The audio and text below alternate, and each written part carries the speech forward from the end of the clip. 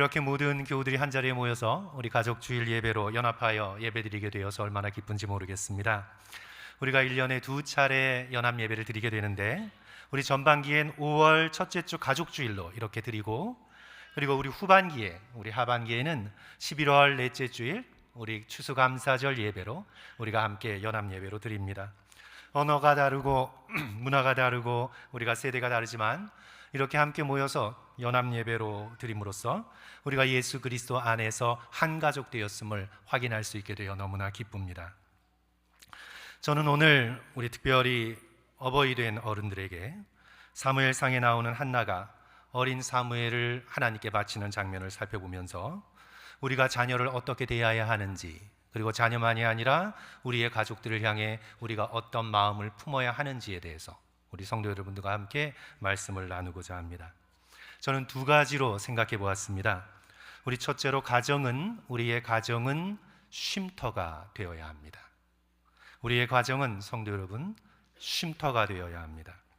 배우자나 자녀들이 문을 열고 집안에 들어올 때 쉼을 누릴 수 있는 곳, 가정은 쉼터가 되어야 합니다. 그러기 위해 우리의 마음이 쉼터가 되어야 합니다. 남편과 아내가 기꺼이 머물 수 있는 곳, 자녀들이 내 마음속에서 따뜻함을 발견하고 쉼을 누릴 수 있는 곳, 그것이 바로 부모의 마음이 되어야 합니다. 일반 노래로도 불려져서 잘 알려진 그런 복음성가 가사가 있죠. 내 속엔 내가 너무도 많아 당신의 쉴 곳이 없네. 내가 가득 차 있으면 다른 사람이 쉴 수가 없습니다. 나밖에 모르니까.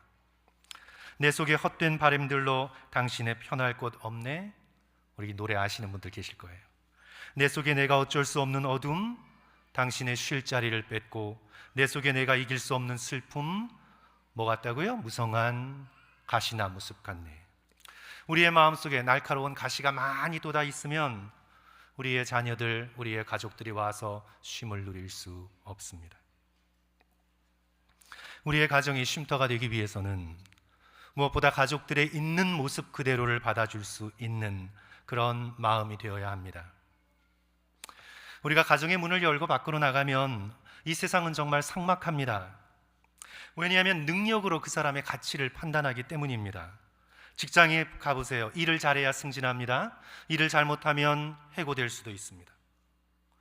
우리가 사는 이 자본주의 사회는 돈을 많이 벌어야 사람으로서 어느 정도 인정을 받게 됩니다. 그렇지 못하면 사회의 짐으로 여기게 됩니다. 학교에서도 우리 어린 학생들은 시험을 잘 보아야 좋은 학생이 됩니다. 사회는 철저하게 능력 위주입니다. 그래서 우리는 늘 두렵고, 늘 긴장하고, 늘 피곤하고, 늘 지쳐 있습니다. 왜냐하면 세상의 기대에, expectation에 맞춰야 하니까. 그런데 이런 세상에서 우리의 가정은 쉼터가 되어야 합니다. 나의 능력과 상관없이 있는 그대로 품어줄 수 있는 가정, 약하고 병들고 실패했어도 여전히 내 아내요, 내 남편이요, 내 형제요, 내 자녀요, 나의 부모님임을 확인할 수 있는 곳, 그것이 바로 가정이 되어야 합니다. 있는 모습 그대로 있다가 쉼을 얻어 힘을 얻고 세상으로 나갈 수 있는 곳, 바로 우리의 가정은 반드시 쉼터가 되어야 합니다. 오늘 본문에서 가정이 쉼터라는 사실을 가장 잘 보여주고 있는 사람은 바로 어머니 한나입니다. 오늘 본문에서 젖을 떼기까지라는 표현이 여러 번 나오는데, 이제 남편 엘가나가 제사를 드리러 성막이 있는 실로로 가서 함께 제사 드리자고 하는데 하나가 올라가지 않겠다고 하면서 남편에게 22절 중간 부분에 이렇게 말을 합니다. 아이가 젖대거든 내가 그를 데리고 가서 여호와 앞에 뵙게 하고 거기서 영원히 있게 하리이다. 아직 젖을 떼지 않았어요. 그러니까 하나가 아들 사무엘을 품고 있는 자세는 어떤 자세인가요? 품고 있는 모습입니다. 우리 23절, 24절, 그 여자가 그의 아들을 양육하며 그가 젖되기를 기다리다가 젖된 후에 그를 데리고 올라갈세. 아들 사무엘을 품에 품고 있다가 이제 젖을 뗄 때가 되어서 제사 드리러 성막으로 올라가 하나님께 제사를 드립니다. 어머니 하나의 품은 어린 사무엘이 쉴 수 있었던 쉼터였습니다. 그 어머니의 품에서 아이들은 자라가며 살아갈 수 있는 힘을 얻게 됩니다. 사랑하는 성도 여러분, 우리가 가족에게 줄 수 있는 최고의 선물은 사랑이 있는 부모의 따뜻한 마음입니다. 그 속에서 자녀들은 쉽니다. 학교에서 세상에서 아무리 힘들어도 부모의 따뜻한 사랑이 있으면 견뎌나갈 수 있습니다. 세상에 아무리 경쟁이 심하고 생존의 압박감이 막 몰려와도 가정 안에 따뜻한 사랑만 있으면 그 가정은 쉼터가 되고 거기서 힘을 얻고 다시 세상을 향해 나갈 수 있는 곳이 됩니다. 둘째로 저는 가족주일 설교를 준비하고 생각한 것은 우리가 가족을 사랑하되 가족을 너무 꽉 쥐고 있어서는 안 됩니다. 가족을 사랑한다고 너무 꽉 쥐고 있어서는 안 된다. 저는 그렇게 생각했습니다. 내 마음만 믿고 가족을 너무 꽉 쥐고 있으면 성도 여러분, 가족들이 힘들어요. 답답해서 숨을 쉴 수가 없어요. 사랑이라는 이름으로, 너를 위한다는 이유로 그렇게 꽉 쥐고 있지 말고 우리는 부드럽고 느슨하게 쥐어야 하는데 우리 한국 사람들은 가족을 너무 꽉 쥐고 있어요. 성도 여러분, 생명이 없는 물건은 꽉 쥐어도 괜찮아요. 그러나 살아있는 것은 꽉 쥐면 안 돼요. 생명이 있는 건 조심스럽게 잘 다루어야 합니다. 우리 제 연배에 한국에서 초등학교를 다니신 분이 있다면 우리 계속 소리 지르는데 괜찮아요. 네, 괜찮아요. 다니시는 분이 있다면 옛날 학교 앞에서 병아리를 팔았던 것 기억하시는 분 계세요? 그죠? 병아리 파셨을 거예요. 저도 병아리를 사와서 집에서 키웠던 경험이 있는데 병아리를 손에 쥐려면 어떻게 해야 되죠, 성도 여러분? 꽉 쥐면 안 돼요. 살아있는 것은 부드럽게 살짝 쥐어야 돼요. 언젠가 교회 안에 로빈이라는 새를 아시죠? 까만 깃털을 가지고 있고 뱃부분에는 아주 밤색으로 되어 있는 멋있는 새인데 그 로빈이 교회 건물 안으로 들어와서 이제 밖으로 나가려고 온 데를 다니면서 날아다니는 거예요. 날아다닐 땐 어쩔 수 없어요. 기다릴 수밖에 없어요. 결국은 지쳐서 한쪽 구석에 탈진해 있는 로빈을 제가 두 손으로 조심스럽게 감싸서 밖으로 데리고 나갔던 그런 기억이 있습니다. 그 손의 촉감이 아직도 느껴집니다. 살아있는 생명은 쥘 때 조심스럽게 부드럽게 쥐어야 합니다. 오늘 본문에서 감동받는 가장 좋은 부분은 한나가 아들 사무엘을 하나님께 바치는 장면입니다. 한나가 아이가 없었을 때 간절히 기도했던 실로의 성막으로 다시 올라가 제사장 엘리에게 이렇게 말하지요. 26절, 27절, 28절 한나가 이르되 내 주여 당신의 사심으로 맹세하나이다. 나는 여기서 내 주 당신 곁에 서서 여호와께 기도하던 여자라. 이 아이를 위하여 내가 기도하였더니 내가 구하여 기도한 바를 여호와께서 내게 허락하신지라. 그러므로 나도 그를 여호와께 드리되 그의 평생을 여호와께 드리나이다. 사무엘은 한나가 간절히 기도하여 받은 아들입니다. 아이가 없어 고통하던 때 술 취하던 여자로 오해받을 정도로 간절히 기도하여 얻어낸 아들입니다.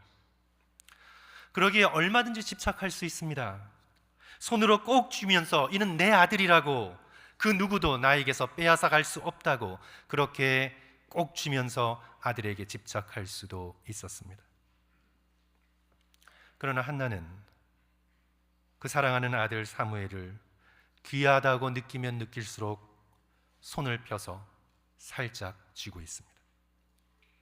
왜냐하면 이 아들은 하나님의 소유라는 것을 알았기 때문입니다.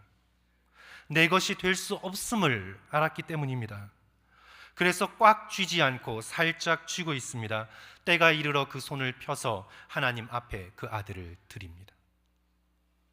사랑하는 성도 여러분, 가족은 아무리 사랑스러워도 내 것이 아닙니다. 내 아들, 내 딸이 아니라 하나님의 소유입니다.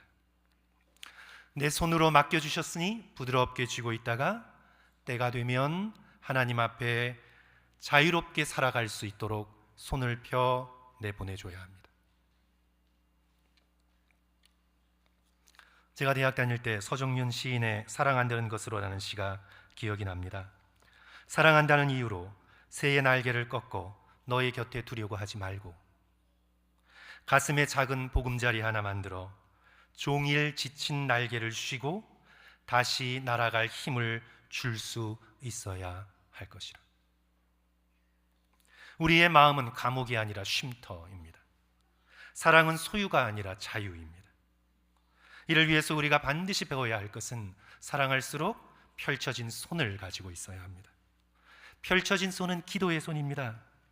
사랑한다는 이름으로 움켜쥐고 부자유스럽게 만드는 그런 손이 아니라 사랑하는 따뜻한 마음으로 자녀를, 가족을 하나님 앞에 올려드리는 한나의 펼쳐진 기도의 손을 저와 여러분 모두 배워 나가야 합니다. 기도하지 않으면 우리의 손은 점점 움켜쥐게 되고 그 손에서 우리의 가족들은 답답하게 되고 힘들게 됩니다. 나보다 내 가족을 더 사랑하시는 하나님의 크신 사랑을 믿고 우리 모두 두 손을 펼치고 기도 가운데 자녀와 하나님을 올려드릴 수 있는 저와 성도들 되시기를 주님의 이름으로 간절히 축원합니다. 그럴 때 하나님의 축복받는 자가 되어서 저들이 이 세상을 하나님의 뜻에 따라 자유롭게 살아갈 줄 믿습니다. 성도 여러분, 예수님의 마음을 생각해 보십시오. 예수님은 세리, 창녀, 죄인들을 있는 모습 그대로 다 받아주셨습니다. 식탁의 자리에 초대해 주셨습니다. 병든 자, 버려진 자 전부 다 소중히 여기시며 한 사람 한 사람을 고쳐주셨습니다. 십자가에서 고통스러운 죽음을 당하시는 그 장면에서까지 오른편 강도를 천국으로 품어주셨습니다. 예수님의 마음은 죄인인 우리를 따뜻하게 품으시는 완전한 쉼터가 되셨습니다. 하나님의 마음도 성도 여러분 생각해 보십시오. 하나님은 우리를 지극히 사랑하시되 우리의 자유를 억압하지 않으십니다.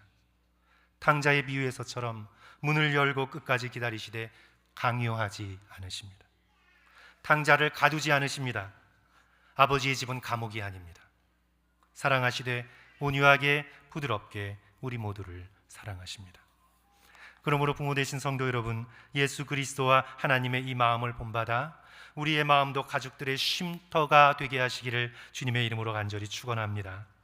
자녀들을 위해, 가족들을 위해 눈물로 기도하며 축복하는 마음으로 하나님께 맡길 수 있는 우리 모든 성도들 되시기를 주님의 이름으로 간절히 축원합니다. 우리 다 같이 기도하겠습니다.